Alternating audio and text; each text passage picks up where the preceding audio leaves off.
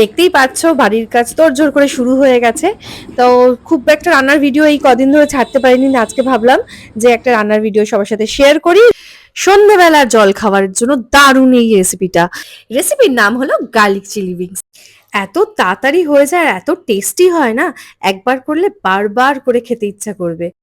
আর এই রান্নাটা কিন্তু রেস্টুরেন্টের রান্নাকেও হার মানায়, এত টেস্টি হয়। হঠাৎ করে কোনো গেস্ট এলেও কিন্তু 10 মিনিটে রান্না করে নিতে পারবে এই চিকেন উইংস। চিকেনগুলোকে দেখতেই পাচ্ছ ভালো করে কেটে নিচ্ছি, দুভাগ করে নিচ্ছি, তাতে টেস্টটা খুব ভালো হয়, মশলাগুলো ভালো করে ঢোকে। এবার ভালো করে ধোয়া, আমি বলেইছি যারা আমার রান্নার ভিডিও দেখো তারা আমি দেখেছো আমি ধোয়া ধুই খুবই পছন্দ করি। পরিষ্কার করে রান্না করাটা আমার খুবই ভাল লাগে। এবার একটা খালি বাটিতে 1 বাটি জল ভরে নিলাম। জল ভরে নিয়ে তার মধ্যে নুন দেব। এই নুন জলের মধ্যে চিকেন উইংস গুলোকে ভিজিয়ে রাখতে হবে 0.5 ঘন্টা বা 20 মিনিট। যাদের কাছে সময় নেই তারা এই প্রসেসটাকে স্কিপ করতে পারো।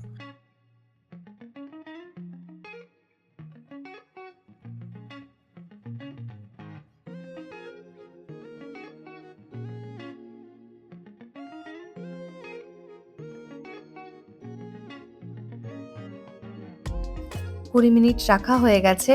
দেখো কিরম লাল নোংরা জল বেরিয়ে এসছে। এটাকে আবার আমি কিন্তু ধুয়েছি। ধোয়ার পরে আমি এটাকে কিচেন টিস্যুতে ভালো করে সোক করতে দিয়েছি। যাদের কাছে কিচেন টিস্যু নেই তারা সুতির কাপড়ও ব্যবহার করতে পারো।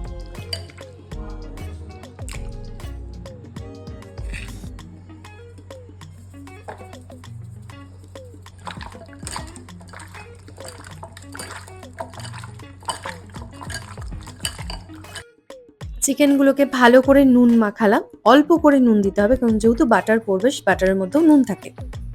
কড়াইতে হালকা রিফাইন তেল, আর এখন বাটার দেবো না যেহেতু বাটারটা জ্বলে গেলে ভালো লাগে না খেতে। তো রিফাইন তেলের ওপরে আমি দেবো রসুন কুচি। রসুন কুচির পরে তারপরে দেবো বাটার।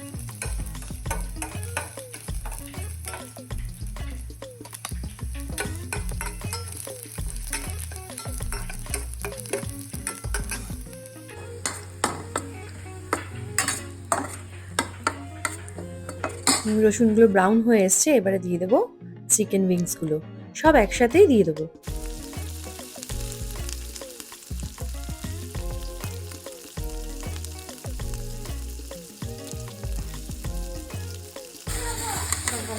উইংসগুলো একটু ভাজা ভাজা হয়ে গেলে গোলমরিচের গুঁড়ো করে তারপরে আমি গোলমরিচের গুঁড়োটা ছড়িয়ে দেবো।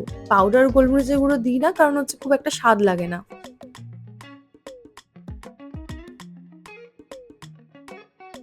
গোলমরিচের গুঁড়ো দেওয়ার পরে ভালো করে নাড়াচাড়া করলাম, করে সোয়া সস, 1 কিলো মাংস যেহেতু আমার 1 কিলো উইংস ছিল, তো সোয়া সসটা একটু বেশি করে দিয়েছি। তারপরে হানি দিয়েছি, হানি কিন্তু অনেকটা দিয়েছি, 2 কৌটোই, ছোট ছোট 2 কৌটো ছিল তো 2 কৌটো হানি পড়েছে। আর এই সস পড়েছে অনেকটাই, 4-5 চামচ। তারপর দেবো কাশ্মীরি গুঁড়ো লঙ্কা,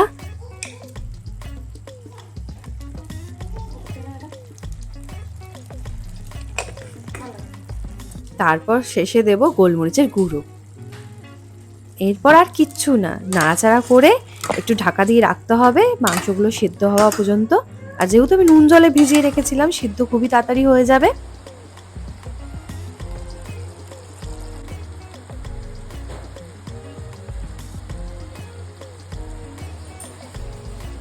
উইংসগুলো কড়াইতে লেগে না যায় তার জন্য হালকা জল দিয়ে আমি ঢাকা দিয়ে দিলাম।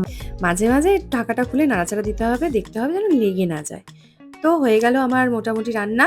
দেখতেই পাচ্ছ বেশ সুন্দর স্পাইসি স্পাইসি দেখতে হয়েছে না? সেরকম কিন্তু খেতেও হয়। রেস্টুরেন্টের রান্নাও কিন্তু হার মানবে, এরকম টেস্টি হয়। খুবই কম উপকরণ দিয়ে এই এত সুন্দর রান্নাটা হয়ে যায়, শুধু কটা সস লাগে আর কি। আর ভীষণ টেস্টি হয়।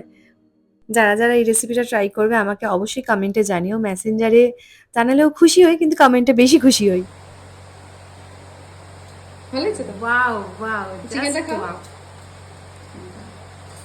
দাদা কি বলে দেখতে হবে।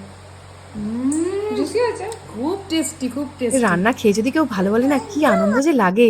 এই যে আমাদের রান্নাঘরে কাজ করছে মিন্টু, তো আমি তাকেও এরকম খাওয়াই আর জিজ্ঞেস করি কেমন হয়েছে কেমন হয়েছে, বিরক্ত করে দিই আর কি। ভিডিও ভালো লাগলে লাইক কমেন্ট শেয়ার করে দিও।